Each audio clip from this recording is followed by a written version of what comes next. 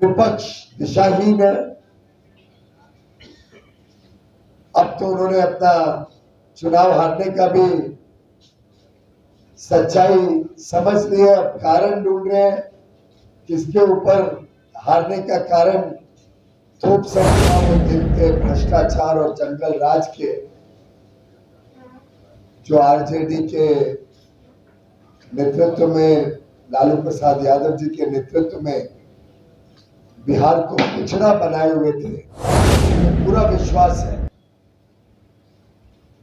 ऐतिहासिक विजय एनडीए को आने वाले चुनाव में जनता देने जा रही है।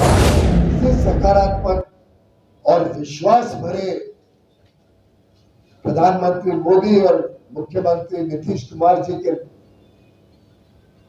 नेतृत्व में बिहार आगे बढ़ रहा है, देश आगे बढ़ रहा है। आप सबको प्रणाम। भारतीय सभ्यता का गौरव, मगध की पावन भूमि बिहार में अभी अभी पहुंचा हूं।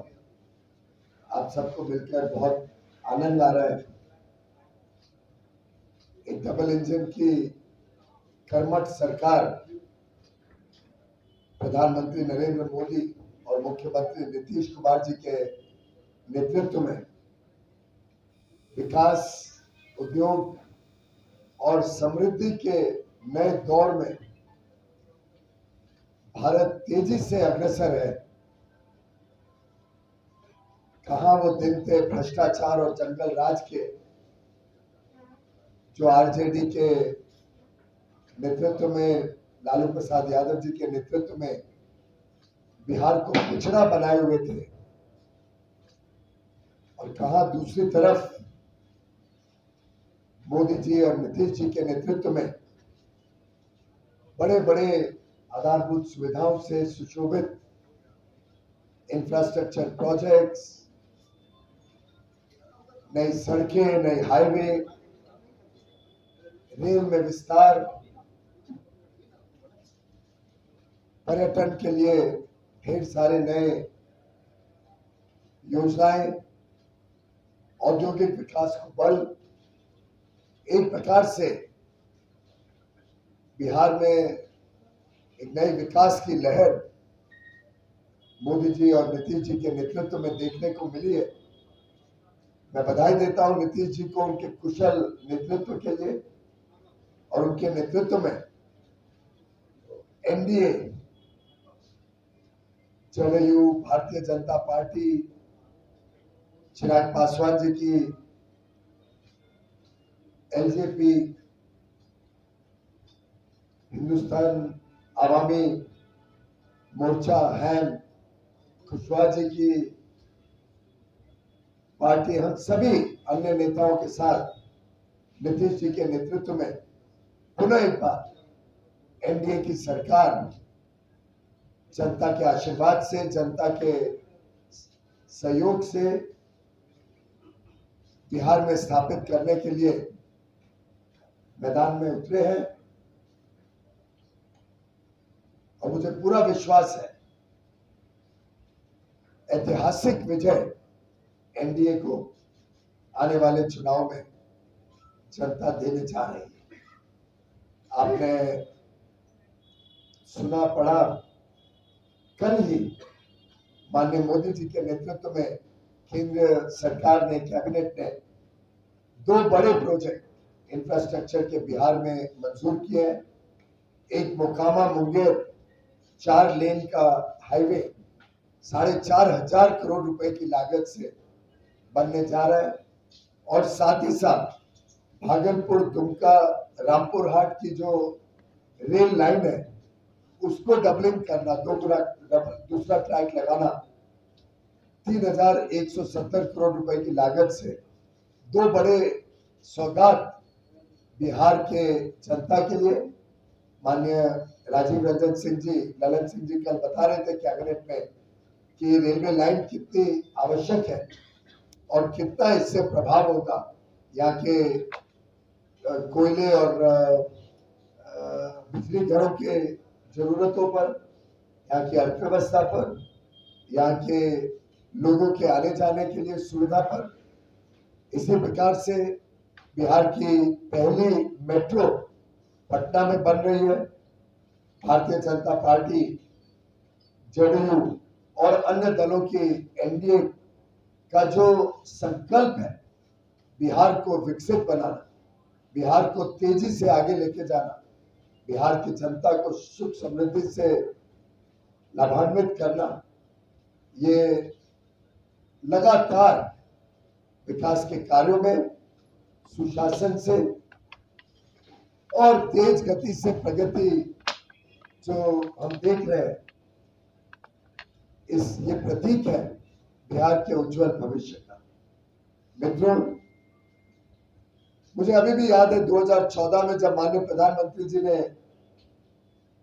देश की कमान संभाली, केंद्र सरकार संभाली, तो उन्होंने कहा था उनकी सरकार देश के गरीबों के लिए, वंचित पीड़ित लोगों के लिए समर्पित रहेगी और 11 वर्षों में उनका एकमात्र अगर फोकस रहा, एकमात्र जो संकल्प लेके निकले थे उसको पूरा करने का उन्होंने दिन रात 24 घंटे मेहनत की है। वो हमारे देश के गरीबों के लिए, देश के वंचित पीड़ित शोषित लोगों के उत्थान के लिए, और गत 10 वर्षों में 25 करोड़ से अधिक लोग गरीबी की रेखा से बाहर निकले। प्रधानमंत्री मोदी जी ने एक और हम सबको मार्गदर्शन दिया था कि भारत को अगर विकसित बनना है तो अति आवश्यक है कि पूर्वी राज्य और उत्तर पूर्वी राज्य का विकास। जब तक समावेशी विकास पूरे देश में नहीं होता तब तक भारत का विकास नहीं हो सकता। और उनका पूरा जोर लगा है पूर्वी राज्यों के विकास में, उत्तर पूर्वी राज्यों के विकास में। और हमने देखा है गत वर्षों में किस प्रकार से अनेक योजनाओं से बिहार आगे बढ़ा है, बिहार के लोगों तक अन्य योजनाओं का लाभ पहुंचा है। मैं योजनाएं गिनाऊंगा तो पत्रकार वार्ता बहुत लंबी हो जाएगी, और आप सब जानते हैं, चाहे वो हमारे भाइयों बहनों को 80 करोड़ भाइयों बहनों को मुफ्त में अनाज देने की बात हो, चाहे मुफ्त में 60 करोड़ 65 करोड़ भारतवासियों को स्वास्थ्य सेवा देने की बात हो, चाहे हर किसान को हर वर्ष 6,000 रुपए मानधन, इज्जत से मानधन देने की बात हो, चाहे हमारे युवा युवतियों को नए रोजगार और कारोबार के अवसर देने की बात हो। देश में नए मेडिकल कॉलेज खुले, नए स्कूल कॉलेज यूनिवर्सिटी खुले, शिक्षा सभी को उपलब्ध हो, अच्छी शिक्षा उपलब्ध हो, अच्छी स्वास्थ्य सेवाएं हो, 4 करोड़ से अधिक गरीबों को मुफ्त में अपना पक्का मकान मिले, हर घर तक बिजली पहुंचे, हर घर तक कुकिंग गैस का सिलेंडर पहुंचे, हमारी बहनों के लिए ढेर सारी योजनाएं। एक प्रकार से समाज का ऐसा कोई वर्ग नहीं जिसकी चिंता और जिसके उन्नति के लिए केंद्र में मोदी जी की सरकार और राज्य में नीतीश जी की सरकार ने काम ना किया।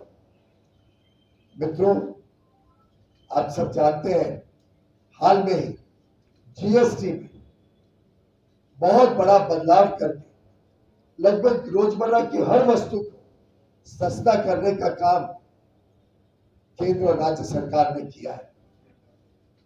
ऐसा कोई चीज नहीं है जो हमें सुबह से रात तक लगे। सुबह हमारे को दंत मंजन, टूथपेस्ट लगे,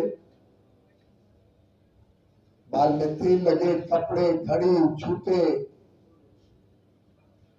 स्कूल जाने वाले बच्चों के लिए स्टेशनरी, शिक्षा की अलग अलग सुविधाएं, स्वास्थ्य की अलग अलग सुविधाएं, इंश्योरेंस निकालने वाले लोगों के लिए हेल्थ और लाइफ इंश्योरेंस पे जीएसटी 18% से शून्य करना, खाने पीने की लगभग सभी पदार्थों को सस्ता करना, अनेक चीजों को शून्य जीएसटी पर उपलब्ध कराना, टू व्हीलर जो हमारे युवा युवती बड़े रूप में लेते हैं उसको सस्ता करना, गाड़ियां सस्ती करनी, आजकल घरों में रेफ्रिजरेटर, टीवी, मध्यम वर्ग घरों में एयर कंडीशनर, इन सभी चीजों को भी सस्ता करके एक लोगों के जीवन में नई उमंग, अच्छी चीजों के लिए उत्साह, जैसे चीजें सस्ती होंगी डिमांड बढ़ेगा, कारोबार व्यापार बढ़ेगा, लोगों को और रोजगार के अवसर मिलेंगे, डिमांड बढ़ेगी तो उद्योग बढ़ेगा, उद्योग आएगा तो फिर अवसर मिलेंगे रोजगार के। सरकारी रोजगार में केंद्र और राज्य सरकार ने लाखों लोगों को नौकरी दी है। मैं समझता हूं भारत नए विकास, तेज विकास की ओर जो जा रहा है वो सकारात्मक सोच का परिणाम है और इसी सकारात्मक और विश्वास भरे प्रधानमंत्री मोदी और मुख्यमंत्री नीतीश कुमार जी के नेतृत्व में बिहार आगे बढ़ रहा है, देश आगे बढ़ रहा है। विपक्ष पूरी तरीके से फेल हो चुकी है, विपक्ष दिशाहीन है। अब तो उन्होंने अपना चुनाव हारने का भी सच्चाई समझ ली है, अब कारण ढूंढ रहे हैं किसके ऊपर हारने का कारण थोप सके।